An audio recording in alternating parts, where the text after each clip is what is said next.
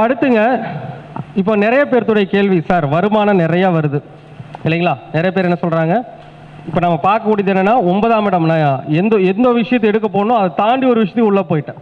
சரி பரவாயில்ல, உள்ளே போகும்போது நம்ம என்ன பண்ணணுங்க, ஜோதிட சாஸ்திரம் உள்ளே போயிட்டே தான் இருக்கணும். இப்போ பொதுவாக ஒரு ஜாதகத்தில் ஒரு மனுக்கு நிறைய வருமானம் வருதுங்க சார். நிறைய பேர் புலம்புவாங்க, பார்த்துருக்கீங்களா? சார் எனக்கு கை நிறைய வருமானம், நிறைய சம்பாதிக்கிறேன், ஆனால் ஒரு காசை மிச்சப்படுத்த முடியல சார். சொல்கிறாங்களா இல்லையா? சொல்கிறாங்களா இல்லையா?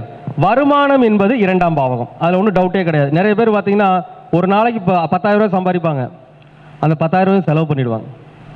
அப்படி இருக்குதுங்க கேரக்டர். ஒரு சில பேருக்கு சார் வரவு வருது சார், ஆனால் வரவுக்கு மீறி செலவு வருது சார், இப்படி இருக்கிறாங்க இல்லையா? வரவு செலவாயிடுது, அல்லது வரவுக்கு மீறி ₹1 செலவாகுதுன்னு சொல்கிறவங்க இருக்காங்களா இல்லையா? அப்போ ஒரு மனிதனுக்கு முதல்ல பணம் வந்தால் மட்டும் போதுங்களா? அந்த பண வரவுக்கு அதிர்ஷ்டங்கிறது ஒன்று வேணுமா வேணாமா? அதாவதுங்க சார், முதல்ல ஒரு பணம் வருதுன்னா அதிர்ஷ்டம்னு ஒரு விஷயம் இருந்தால் தான் அந்த பணம் கொஞ்சமாச்சு மிச்சமாகும். 2ஆம் பாவத்துக்கு அப்புறம் 9ஆம் பாவம். 9ஆம் பாவம் அந்த அதிர்ஷ்டம்னு ஒன்று இருந்தால் தான் 11ஆம் இடம் தான் எனக்கு மிச்சப்படுத்துகிற இடம். சார் நீங்கள் வாழ்க்கையில் சம்பாரித்து மிச்சப்படுத்தக்கூடிய எல்லா விஷயங்களும் 11ஆம் பாவம் தான். ஏன்னா 11ஆம் இடம் தான் நீங்கள் சேமித்து வைத்த இருப்பு. அது பணமாக இருக்கலாம், நகையாக இருக்கலாம், இடமா இருக்கலாம், வீடாக இருக்கலாம். 11ஆம் இடத்தில் தான் நீங்கள் இதுவரை சம்பாதித்த எல்லா விதமான அது என்ன சொல்லலாங்க, சொத்துக்களாக இருக்கலாம், பணமாக இருக்கலாம், இதெல்லாம் இதில் இருக்குதுங்க, 11ஆம் பாவத்தில் தான் இருக்குது. அப்போது நாம் முதல்ல ஒரு ஜாதகத்தில் அதிர்ஷ்டம் இருக்கா அப்படின்னு பார்க்கணுமா வேணாமா? சார் எனக்கு 2ஆம் பாவம் நல்லா இருக்குது சார், ஆனால் எனக்கு வந்து அதிர்ஷ்டமே கிடைக்குமாங்க சார். சார் வேலைக்கு போகிறேன் சார், நானும் வேலை செய்கிறேன், பக்கத்தில் இருக்கிறவங்களுக்கெல்லாம் ப்ரொமோஷன் வந்துடுது. எத்தனை பேர் சொல்கிறாங்க வேலைக்கு போகிறேங்க சார், பக்கத்தில் பின்னால் வந்தவங்கெல்லாம் ப்ரொமோஷன் வாங்கிட்டு போகிறாங்க, நான் அப்படியே தான் உட்காந்துருக்கேன் சார், 10 வருஷமாக அதே கம்பெனியில் தான் இருக்கிறேன். நேற்று ஐடி துறையில் படிச்சுட்டு வந்தவனுக்கு 2-3 வருஷத்தில் பதவி உயர்வு கொடுத்து சம்பளம் கொடுத்து மேலே ஏற்றிட்டாங்க. ஆனால் இன்னைக்கு வரைக்கும் எனக்கு அதிர்ஷ்டமே கிடைக்குமாங்கன்னு புலம்புற எத்தனை பேர் இருக்கிறாங்க? இருக்காங்களா இல்லையா? தொழிலும் இருக்கிறாங்க. சார் நானும் டீ கடை 10 வருஷமாக வச்சுருக்கிறேன், 2 வருஷத்துக்கு முன்னாடி வந்தான், டீ கடையை கொஞ்சம் கொஞ்சமாக டெவலப் பண்ணி பெரிய ஆள் ஆகிட்டான், இன்னைக்கு வரைக்கும் அதே டீ கடையை வச்சு தான் உருட்டிட்டு இருக்குன்னு சொல்கிறவங்க இருக்காங்களா இல்லையா? அப்போ மனிதனுக்கு எங்கேயோ ஒரு பிரச்சனை இருக்குது. அப்போ ஒரு மனிதனுக்கு அதிர்ஷ்ட புள்ளி அப்படிங்கிறது எதுன்னு தெரியணும். தெரியுமா வேண்டாமா? அப்போ மனிதனுக்கு அதிர்ஷ்ட புள்ளி என்ன என்பதை தெரிந்தால்தான் அவன் வாழ்க்கையில் அந்த அதிர்ஷ்டம் கிடைக்குமா அப்படிங்கிறத முதல்ல தெரிஞ்சுக்கணும். தெரிஞ்சுக்கிட்டதுக்கு அப்புறம் அதை நோக்கி என்ன பண்ணணுங்க, நம்முடைய பயணத்தை தொடர வேண்டும். இப்போ ஒன்றும் வேண்டாங்க சார், ஒரு லக்கணம் ஒன்று போட்டுக்குவோம், இதில் நல்லா புரிஞ்சுக்கோங்க, அப்போ தான் உங்களுக்கு தெளிவாக புரியும்.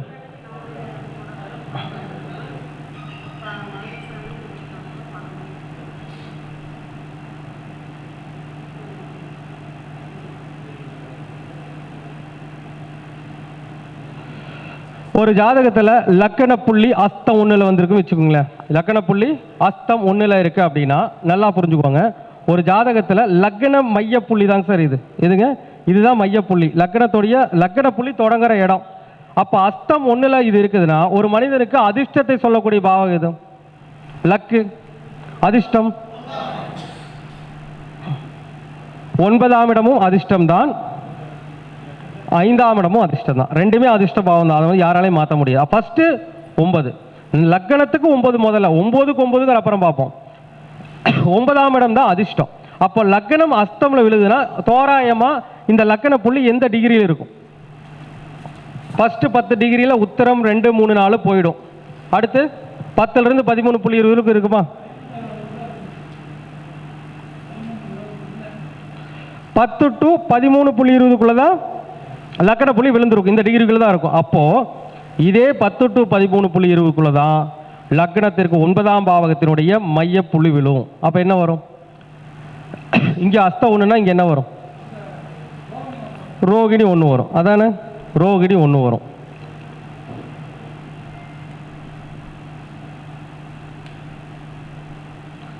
அப்போ இவருடைய ஜாதகத்தில் அதிர்ஷ்டத்தை தரக்கூடிய அந்த புள்ளி நட்சத்திரம் என்னங்க? நட்சத்திர பாதம் ரோகிணி 1. அப்ப ரோகிணி 1ல் நட்சத்திர பாதம் இருக்குதுன்னா அப்ப இந்த ரோகிணி தான் அவரை வந்து லாபத்தை கொடுக்கக்கூடிய தன்மையை ஃபர்ஸ்ட் வழங்கும்.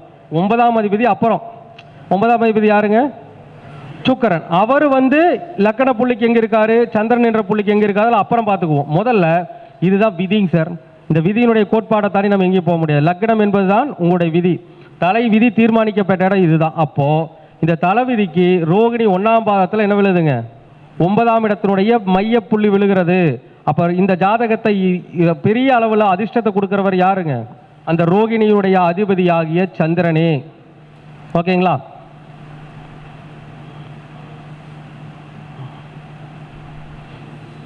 அப்போ முதல்ல சந்திரன் தான் தராரு, ஓகே அப்படியே வச்சுக்குவோம். இந்த சந்திரன் யாருங்க லக்கணத்துக்கு? 11ஆம் இடத்து அதிபதி. லாபத்தை தரக்கூடியவர் யாருங்க? மாரகாதிபதி அவர் தான். மாரகத்தை விட்டுருங்க, அது மாரக காலத்தில் மட்டுமே பார்க்க வேண்டும். இது என்னதுங்க? லாபஸ்தானம் இல்லையா? அப்போ 11ஆம் அதிபதி தான் இவருடைய அதிர்ஷ்டத்தை இயக்கக்கூடியவர், அந்த புள்ளியை இயக்கக்கூடியவர். அப்போ இந்த சந்திரன் ஒன்று வேண்டாங்க சார், 8ல் மறைஞ்சிட்டாருன்னு வச்சுக்கோங்க. எங்கே கொண்டு போய் இயக்கிறதுங்க? அதிர்ஷ்டம் வருமா?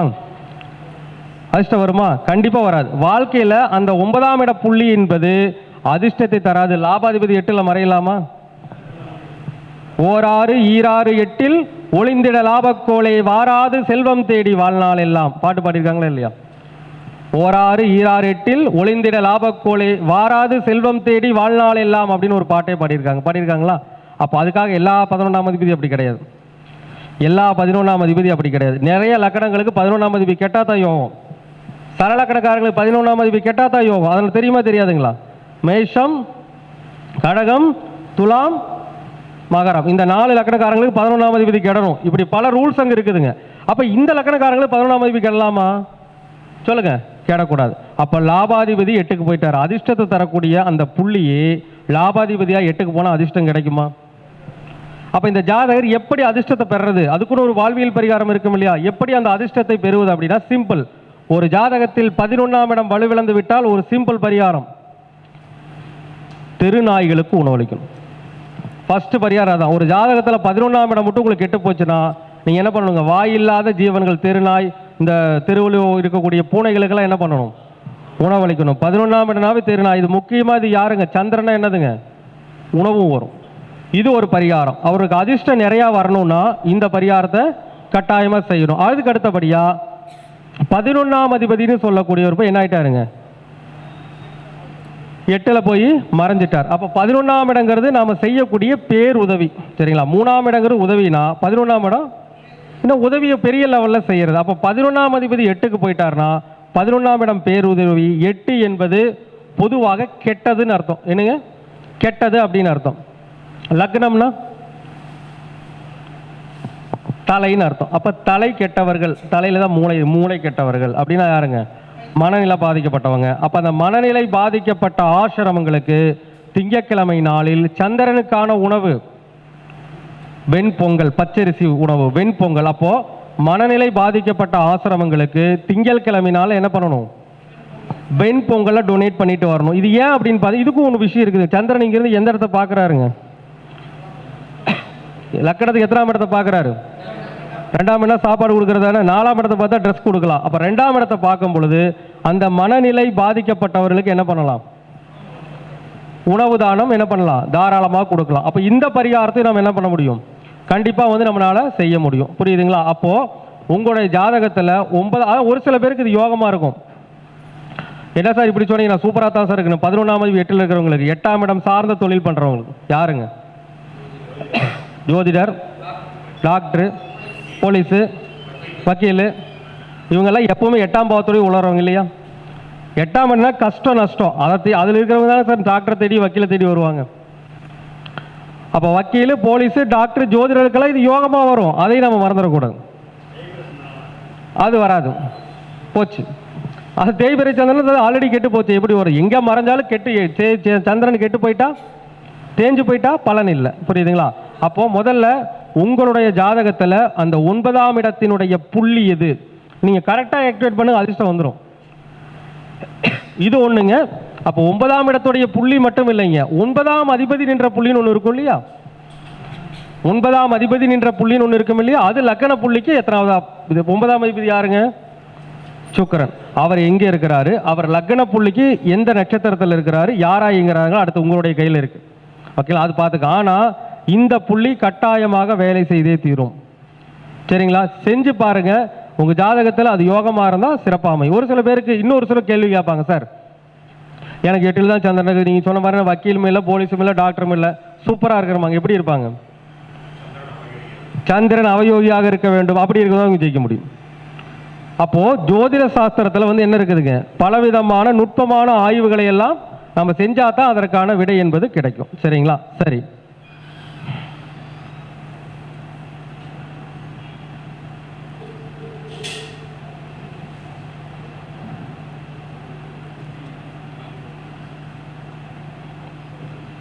ஐயா ஒரு 10 புத்தகம் கணேஷ் எங்க கணேஷை கிளம்பிட்டாரா?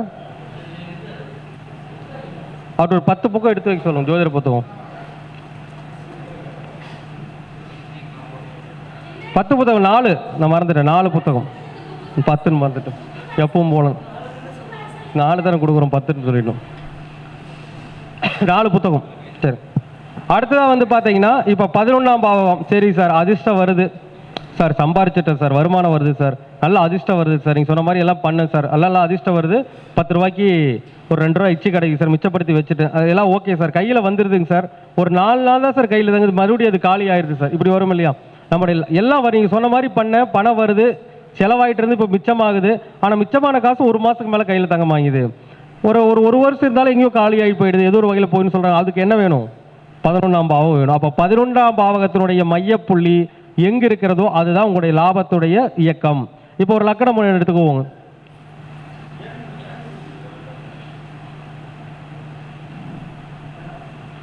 ஒருத்தர் வந்து மேஷ லக்கணத்தில் பிறந்திருக்காருன்னு வச்சுக்கோங்களேன். மேஷ லக்கணத்தில் பிறந்திருக்காரு.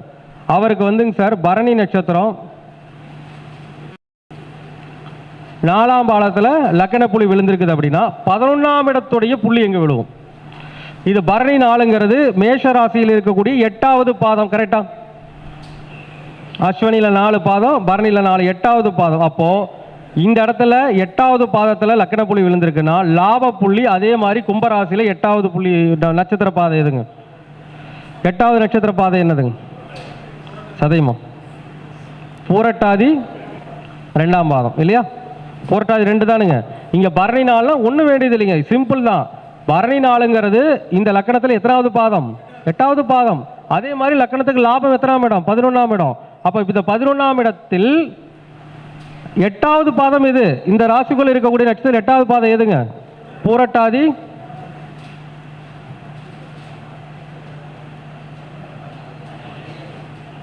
2 தானே? செக் பண்ணி பார்த்துக்கோங்க. பூரட்டாதி 2 தானே? அப்போ இவருடைய 11ஆம் இடத்தினுடைய அந்த மைய புள்ளி என்பது லாபத்தை குறிக்கக்கூடிய புள்ளி என்பது எந்த கிரகம்? பூரட்டாதியினுடைய அதிபதி குருதான். அப்ப இவருக்கு லாபத்தை வலிமையாக கையில் எடுத்துக்கொண்டு செல்லுகின்ற கிரகம் யாருங்க? குரு. குரு யாருங்க லக்கணத்துக்கு? 9ஆம் வீட்டிற்கும் 12ஆம் வீட்டிற்கும் உண்டானவர் தான் குரு. லக்ன சுபர் இல்லையா? 12ஆம் இடம் ஒரு மறைவு ஸ்தானமாக இருந்தாலும் 9ஆம் இடம் தான் பாக்கியஸ்தானம். என்னைக்குமே ஒரு கிரகம் பாக்கியஸ்தானத்துக்கு அதிபதியா ஒரு சுபகிரகம் வந்துச்சுன்னா மறைவு ஸ்தானம் இன்னொரு ஸ்தானமா இருந்தாலும் பெரிய தோஷம் கிடையாது. அந்த திசையில பாதிக்கும், 12ஆம் இடம் பாதிப்பு வரும். ஆனா பொதுவா 9ஆம் அதிபதி அப்படிங்கிறவர் ஒன்றும் வேண்டாங்க சார். இவர் ஜாதகத்துல வக்ரம் அடையாம நல்ல நிலைமையில 5ல் இருந்தார் அப்படின்னா இந்த ஜாதகர் இந்த குருவை இயக்குகின்ற பொழுது கண்டிப்பாக லாபத்தை சந்திப்பார். அப்ப குருனா என்ன பண்ணலாம்? யாரு குரு? 9ஆம் அதிபதி குரு. நல்லா பார்த்துக்க. 9ஆம் இடம்னா கோவில். 9ஆம் இடம் என்பது கோவில். அப்ப கோவில் எந்த கோவில்? குருவுக்கான கோவில் சொல்லுங்க பார்க்கலாம். குரு ஏங்க சார் அதர் ஸ்டேட்டுக்கெல்லாம் மாதிரி நம்ம ஊருக்குள்ளேயே இருக்குது திருச்செந்தூர். ஓகேங்களா? அப்ப இந்த ஜாதகர் ஆனா குரு நல்லா இருக்கணும், வக்கரமாகாம லோ டிகிரிக்கு போகாம அருமையான நிலையில் இருந்தார்னா இந்த ஜாதகர் 9ஆம் இடம் கோவில் அப்படிங்கும் போது திருச்செந்தூர் கோவிலுக்கு அடிக்கடி போயிட்டு வரும்போது என்ன ஆகும்? அந்த லாபத்துடைய சூழ்நிலைகள் நிச்சயமாக அதிகரிக்கும், 100% அதிகரிக்கும். அதுலேயும் ரொம்ப முக்கியமா 9ஆம் அதிபதியே 12ஆம் அதிபதியாக இருக்கிறதுனால 12ஆம் இடங்கிறது வெளி மாநிலம் வெளிநாடு பிறந்த ஊர் விட்டு 400-500 கிலோமீட்டர் தள்ளி இருக்குது. அந்த மாதிரி இடங்கள் இருந்தாலும் 9ஆம் இடம்னாவே நீண்ட தூர பயணம், 12ஆம் இடம் வெளிநாடு, அதுவும் தூரத்தை தான் காட்டுது. அப்போ வெளிநாட்டில் போய் இருந்தார்னா அவருக்கு பெரிய யோகம் வருமோ வராதா? காசை சம்பாரிச்சு மிச்சப்படுத்துவாரா மிச்சப்படுத்த மாட்டாரா? நிச்சயமா மிச்சப்படுத்துவார். ஆனா ஒரு விஷயம், அவயோகிய போயிட்டாருன்னா சார் நீங்க சொன்னீங்கன்னு திருச்செந்தூர் போனேங்க சார், போயிட்டு வந்ததுக்கப்புறம் எனக்கு பிரச்சனை அப்படின்னு சொல்லக்கூடாது. குரு அவயோகியாக போயிருந்தால் அது தோஷம். அப்ப நாம என்ன பண்ணிருக்கணும்? இந்த ஜாதகத்துல அவயோகி தோஷத்தை நிவர்த்தி பண்ணதுக்கு அப்புறம் என்ன பண்ணணும்? குருஸ்தலங்களுக்கு சென்று வர வேண்டும். அப்படி செல்லும் போது என்ன ஆகுங்க? அவருக்கான யோக பலன்கள் என்பது நிச்சயமாக நடக்கும். ஓகே சார், எனக்கு குரு இங்க இல்லை சார், இந்த 11ஆம் இடத்தினுடைய மையப்புள்ளி இயக்கக்கூடிய குரு இங்க இல்லை, ஒருவேளை 8ஆம் இடத்துல இருக்கிறாருன்னு வச்சுக்கோங்க. இப்போ என்ன சார் பண்ணுறது? குரு 8ல் இருக்கிறார் என்றால் என்ன பண்ணலாம்? கேட்டு போயிட்டாரு, இவர் எப்படி இயக்கிறது? கேள்வி வருமில்லையா? 9ஆம் அதிபதி 8க்கு போயிடுச்சு சார். இப்போ என்ன பண்ணி சார் இதுக்கான பரிகாரத்தை நம்ம வந்து சரி பண்ண முடியும்? 9ஆம் அதிபதிங்கிறவரே 8க்கு போயிட்டார், 9ஆம் அதிபதியே 8க்கு போயிட்டார். இப்போ என்ன பரிகாரம் அப்படின்னா சிம்பிள் தான். 9ஆம் இடம் என்னங்க? கோவில். 8ஆம் இடம் என்னங்க? கழிப்பறை. நல்லா புரிஞ்சுக்கோங்க. 9ஆம் இடம்னா கோவில், 8ஆம் இடம்னா கழிப்பறை. கோவில்களுக்கு கழிப்பறை கட்டி தர வேண்டும். எத்தனையோ கோவில் இருக்குதுங்க, எத்தனையோ கோவில் நம்முடைய கிராமப்புறங்களே இருக்குது. ஒரு அவுட்டரில் கோவில்களுக்கு என்ன பண்ணணும்? கழிப்பறை கட்டி தரணும். ஒன்று அப்படியும் செய்யலாம் சார். கழிப்பறை கட்டி தரவர்களுக்கு வசதி இல்லை அப்படின்னா 9ஆம் அதிபதி 8ல் இருக்கிறாருன்னா 9ஆம் இடம் என்பது யாருங்க? கோவில். 9ஆம் இடம்னா ஸ்கூலு. 9ஆம் இடம் கோவில் வரும், 9ஆம் இடம் ஸ்கூலு வரும். அப்போ 9ஆம் அதிபதி 8ல் இருக்கிறாருன்னா என்ன பண்ணலாம்? அந்த கோவில் சுத்தம் பண்ணுறவங்க இருக்காங்க இல்லையா, அவங்களுக்கு ஹெல்ப் பண்ணலாம். ஐயா வாங்கய்யா, நன்றிங்க. சரிங்க. கோவில் சுத்தம் செய்பவர்களுக்கு என்ன பண்ணலாம்? ஹெல்ப் பண்ணலாமா? என்ன ஹெல்ப் பண்ணலாம்? சரிங்க. குரு எந்த இடத்த பார்க்குதுங்க? 2ஆம் இடத்தை பார்க்குதுங்களா? அப்போ 2ஆம் இடம் என்னங்க? பணம், அல்லது 2ஆம் இடம் சாப்பிட்ற பொருள் ஏதோ ஒன்று. அப்போ அவ என்ன பண்ணணும்னா, இந்த குருடா சாப்பிட்ற பொருள், குருவுக்கான சாப்பாட்டு பொருள் என்ன? நீங்கள் மத்தியானம் சாப்பிட்ருப்பீங்க, நெய் லட்டு. அப்போ அவங்க என்ன பண்ணணும்னா, இந்த மாதிரி கழிப்பறை சுத்தம் செய்யக்கூடிய நபர்களுக்கு வியாழக்கிழமை நாளில் நெய் லட்டும். 2ஆம் இடம் பணம். குருனா எத்தனைங்க நம்பர்? இங்கே இதே தான் வருது. நம்ம இதுக்கு வந்து 5 தான் வரணும், 5 தான் குரு. ஓகேங்களா? அப்போ நீங்க கோவில் சுத்தம் செய்யக்கூடியவர்களுக்கோ அல்லது பள்ளிக்கூடம் சுத்தம் செய்பவர்களுக்கோ வியாழக்கிழமை நாளில் நெய் லட்டும் 50 ரூபாய் பணமும் கொடுத்து பாருங்க, இந்த லாபம் கண்டிப்பா வரும் உங்களுக்கு. ஓகேங்களா? இப்படியும் பண்ணலாம் சார். நான் வந்து இதுவே தோஷங்க, நான் வெளிநாட்டில் இருக்கிறேன், எவ்வளவு தோஷம்? 9ஆம் அதிபதி 8க்கு போனது தோஷம். நான் 12ஆம் அதிபதி 8க்கு போய்ங்களா வெளிநாட்டில் போய் ஜெயிக்க முடியுமா? 9ஆம் இடம் 8க்கு போகிறதே தப்பு. 12ஆம் இடம் தான் வெளிநாட்டில் போய் ஜீவனம் பண்ணுறது. அது 8க்கு போனால் ஜெயிக்க முடியுமா? சுத்தமாக ஜெயிக்கும். அப்போ அவங்க என்ன பண்ணுறது? வேற வழி இல்லை சார், நான் வெளிநாட்டில் தான் இருந்தாகணும் அப்படின்னா 9ஆம் அதிபதி 8ல் இருக்கிறனால இப்போ சொன்ன பரிகாரம் அதுக்கு செஞ்சுக்கலாம். 12ஆம் அதிபதி 8ல் இருந்தால் என்ன பரிகாரம் செய்வீங்க? வெளிநாட்டில் இருக்கிறாரு, 12ஆம் அதிபதி 8க்கு போகிறது நல்லது தான், வெளிநாட்டில் இருக்கவங்களுக்கு நல்லதா? 12ஆம் இடம் தான் வெளிநாட்டு ஜீவனம், அது நல்லதா? நல்லதில்லை. அப்போ என்ன உதவி பண்ணணும்னா, 12ஆம் இடம் 8ஆம் இடம் என்பது ஆம்புலன்ஸ் டிரைவர்கள். 12ஆம் இடம் 8ஆம் இடம் என்பது ஆம்புலன்ஸ் டிரைவர்கள். அப்போ அந்த ஆம்புலன்ஸ் டிரைவர்களுக்கு என்ன பண்ணணும் அப்படின்னா, வியாழக்கிழமை நாளில் ஒரு 500 ரூபா பணம் கொடுக்கலாம். மாதம் ஒருக்கா கொடுக்கலாமா?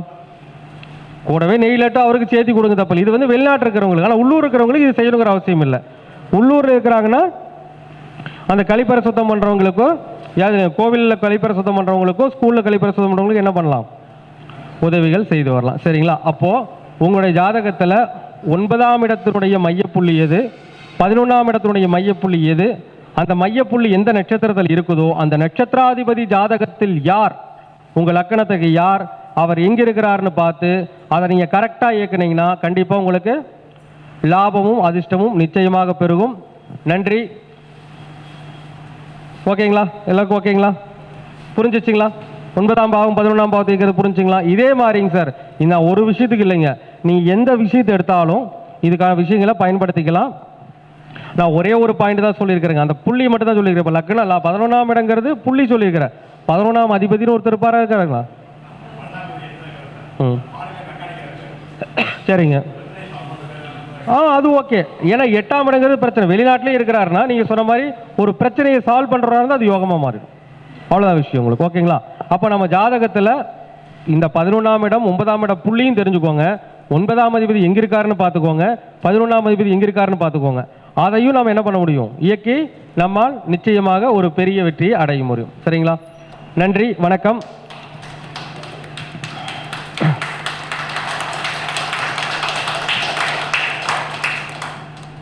நம்முடைய கருத்தரங்கில் இது போன்று ஒவ்வொரு மாதமும் இலவச வகுப்புகள் 1 மணி நேரம் நடக்கும். இன்னைக்கு கொஞ்சம் டைம் போதாத காரணத்தினால இருக்கும். நீங்கள் ஒவ்வொரு மாதமும் கருத்தரங்களை கலந்துக்கிட்டு உங்களுக்கான விஷயங்கள் நீங்கள் கண்டிப்பாக வந்து தெரிஞ்சுக்கலாம். நல்ல ஒரு பயன் உங்களுக்கு கிடைக்கும்.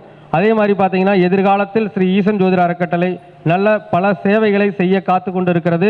கண்டிப்பாக அனைத்து மக்களுக்கும் மாணவர்களுக்கும் ஒரு பெரிய ஒரு சேவையை வழங்க காத்து கொண்டு இருக்கின்றோம். அனைவரும் எங்களுடைய அறக்கட்டளையில் இணைந்து பணியாற்றி ஒரு சிறப்பான நிலையை அடைய வேண்டும் என்று இந்த இறைநிலையும் பிரபஞ்சத்தையும் வேண்டி விரும்பி கேட்டுக்கொண்டு என்னுடைய உரையை நிறைவு செய்து கொள்கின்றேன். நன்றி, வணக்கம், வாழ்க வளமுடன்.